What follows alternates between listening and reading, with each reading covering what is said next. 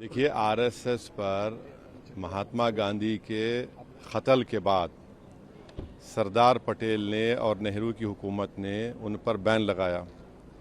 उन पर बैन इसलिए निकाला गया क्योंकि उनको ये मानना पड़ा कि वो भारत के संविधान को मानेंगे, वो भारत के नेशनल फ्लैग को मानेंगे और उनको अपना एक रिटर्न कॉन्स्टिट्यूशन देना पड़ा और उसमें कई कंडीशंस थे जो पॉलिटिक्स में हिस्सा नहीं लेंगे। उस ऑर्गेनाइजेशन को आज ये बीजेपी की एनडीए की सरकार ये परमिट कर रही है कि गवर्नमेंट सर्वेंट्स आरएसएस के एक्टिविटीज़ में हिस्सा ले सकते।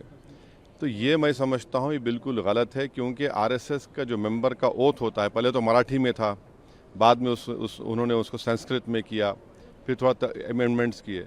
वो ओथ आपको कहता है कि वो भारत की डाइवर्सिटी को, प्लुरलिज्म को नहीं मानते। वो तो हिंदू राष्ट्र के ऊपर कसम खाते हैं।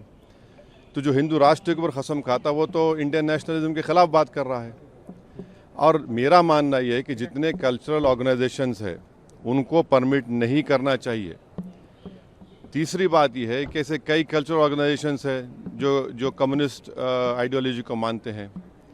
ऐसे कई कल्चरल ऑर्गेनाइजेशन, मिसाल के तौर पर जो जमात इस्लामी है।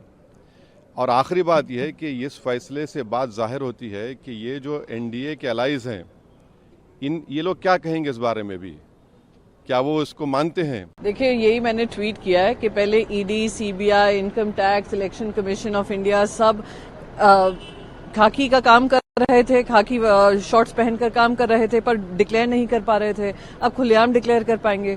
पर देखिए कितनी शर्मनाक बात है कि आज हमारे ब्यूरोक्रेट्स, जिनको गवर्नमेंट अफसर जो होते हैं, जिनको भारत माता के लिए काम करना चाहिए और हर सरकारों को ये प्रमोट करना चाहिए कि भारत माता के इंटरेस्ट को आगे रखें, अब वो अपने आइडियोलॉजिकल इंटरेस्ट को रखकर आगे बढ़ेंगे। ये शर्मनाक चीज है। इसलिए ये बदलाव लाया गया था सर्विसेज में कि कोई पॉलिटिकल एफिलिएशन नहीं होना चाहिए, कोई एसोसिएशन से एफिलिएशन नहीं होना चाहिए। The only affiliation is to your country.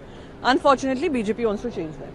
अब जो है 9 तारीख को एक ऑर्डर निकालती है सेंट्रल गवर्नमेंट कि सेंट्रल गवर्नमेंट के एम्प्लॉइज भी पार्टिसिपेट कर सकते हैं आरएसएस की एक्टिविटी में। ये सवाल अगर संभव होता तो मैं अपने प्रथम गृह मंत्री सरदार वल्लभ भाई पटेल से पूछता। देखिए आपके देश में क्या हो रहा है। मतलब असल में दिक्कत क्या है ना, बीते दिनों भगवान वाले पे बड़ा घेर दिया। आप लोग सब जानते हैं, नॉन बायोलॉजिकल जो एंटिटी उन पर सवाल हुआ। तो ये एक दूसरे को थोड़ा पुष्ट करने की कोशिश हो रही है। इस देश का मिजाज स्वीकार नहीं करेगा। और मैं तो समझता हूँ कि बाकी जो दो घटक सहयोगी दल है, जदयू और तेलुगु देशम, क्या सोच रहे हो भाई, पांव के नीचे की जमीन निकल जाएगी।